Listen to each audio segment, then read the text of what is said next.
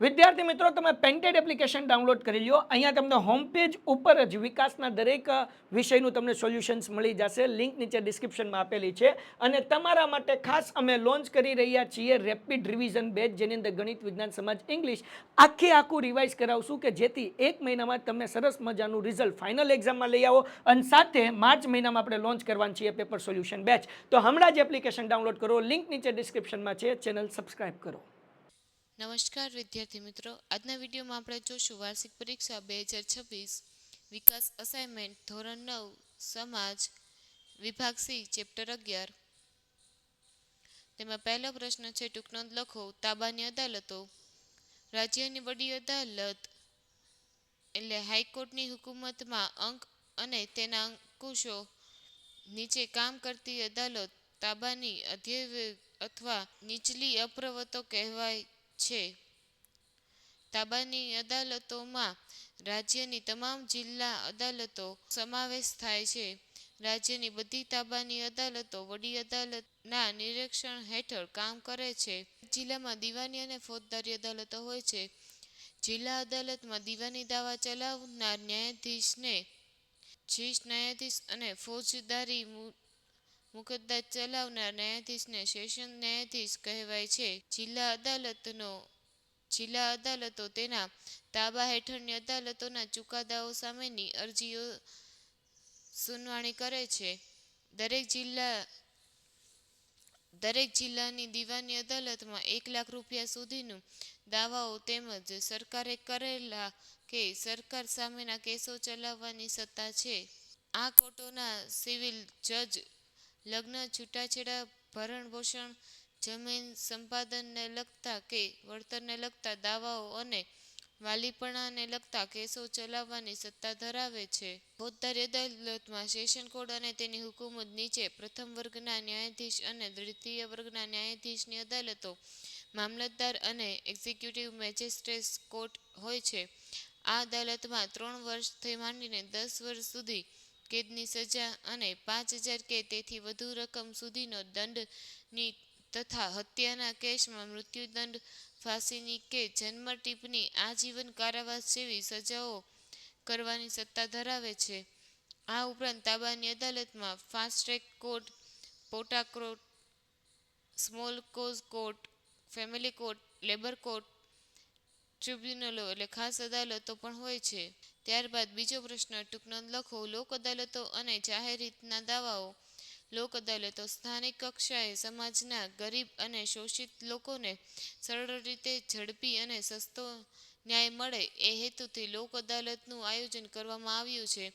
લોક અદાલતોના પક્ષકારો માટે અમદાવાદમાં કાનૂની સેવા સત્તા મંડળ નામની સંસ્થા મફત કાનૂની સહાય અને માર્ગદર્શન કેન્દ્ર તરીકે કામ કરે છે.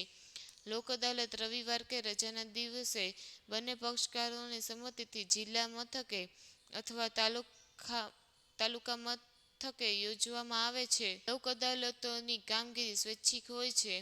લોક અદાલતમાં મુખ્યત્વે મોટર વાહન અકસ્માત અને વળતર, લગ્ન વિચ્છેદ, ભરણપોષણ, સામાન્ય લેણા, ખાનગી ફરિયાદો, પોલીસ ફરિયાદો વગેરે બાબતો અંગેની વિવાદો ઉકેલવામાં આવે છે.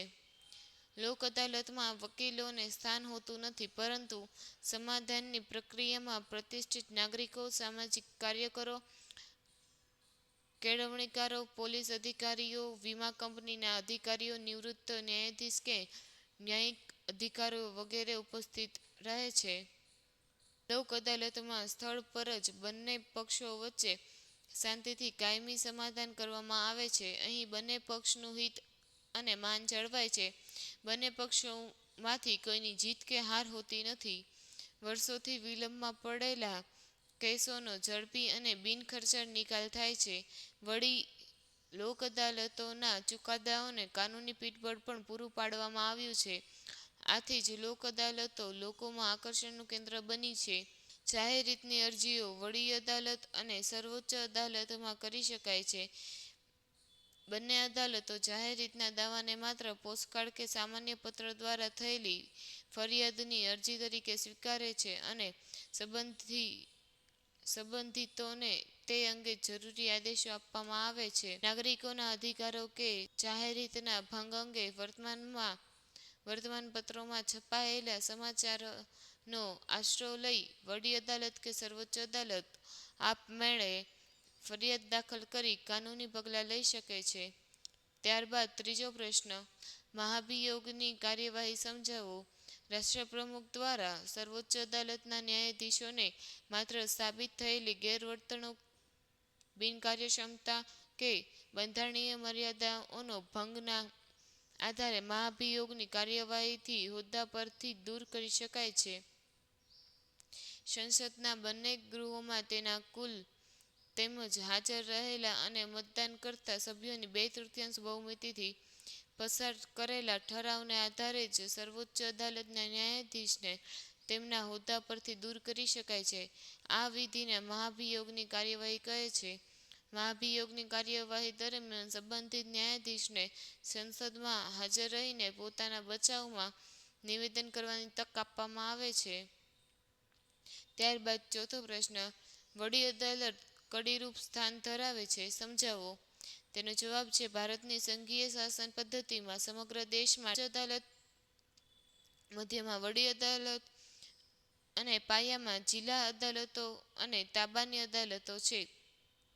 વડી અદાલત જિલ્લા અદાલતોની અપીલો સાંભળે છે અને તેના ચુકાદાઓ આપે છે, જ્યારે વડી અદાલતો અપીલો સર્વોચ્ચ ન્યાયતંત્રમાં વડી અદાલત કડીરૂપ છે. પાંચમો પ્રશ્ન, ટૂંક નોંધ લખો.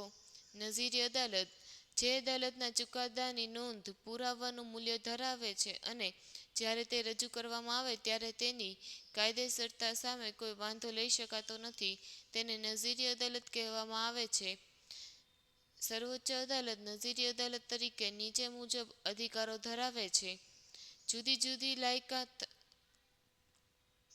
જુદી અદાલતોએ આપેલા ચુકાદાઓ, કાયદાના અર્થઘટનો, સ્વીકારવામાં આવનાર નિર્ણયો અને ચુકાદાઓ દેશના તમામ નાગરિકોને અને દેશની બધી અદાલતોને માટે બંધનકાર્ય હોય છે. સર્વોચ્ચ અદાલત દેશની તમામ અદાલતોની કાર્યવાહી માટે નિયમો ઘડે છે. એ નિયમોનું પાલન કરવાનું બધી જ અદાલતો માટે અનિવાર્ય છે. તેના નિર્ણયો અને ચુકાદાઓનો ભંગ કરનારને તે સર્વોચ્ચ અદાલતના તિરસ્કાર માટે શિક્ષા કરી શકે છે. સર્વોચ્ચ અદાલત દરેક પ્રકારના કેસમાં આપેલા પોતાના ચુકાદાની નોંધ રાખે છે અને પ્રકાશિત કરે છે. ધન્યવાદ. આ વિડીયોને લાઈક કરો તથા તમારે આના પછી કયા વિડીયો જોવા માંગે છે તે પણ કોમેન્ટમાં જણાવો. વિદ્યાર્થી મિત્રો, તમે પેન્ટેડ એપ્લિકેશન ડાઉનલોડ કરી લો. અહીંયા તમને હોમ પેજ ઉપર જ વિકાસના દરેક વિષયનું તમને સોલ્યુશન્સ મળી જશે. લિંક નીચે ડિસ્ક્રિપ્શનમાં આપેલી છે. અને તમારા માટે ખાસ અમે લોન્ચ કરી રહ્યા છીએ રેપિડ રિવિઝન બેચ, જેની અંદર ગણિત, વિજ્ઞાન, સમાજ, ઇંગ્લિશ આખું રિવાઇઝ કરાવશું કે જેથી 1 મહિનામાં તમે સરસ મજાનું રિઝલ્ટ ફાઇનલ એક્ઝામમાં લઈ આવો. અને સાથે માર્ચ મહિનામાં આપણે લોન્ચ કરવાની છીએ પેપર સોલ્યુશન બેચ. તો હમણાં જ એપ્લિકેશન ડાઉનલોડ કરો. લિંક નીચે ડિસ્ક્રિપ્શનમાં છે. ચેનલ સબસ્ક્રાઇબ કરો.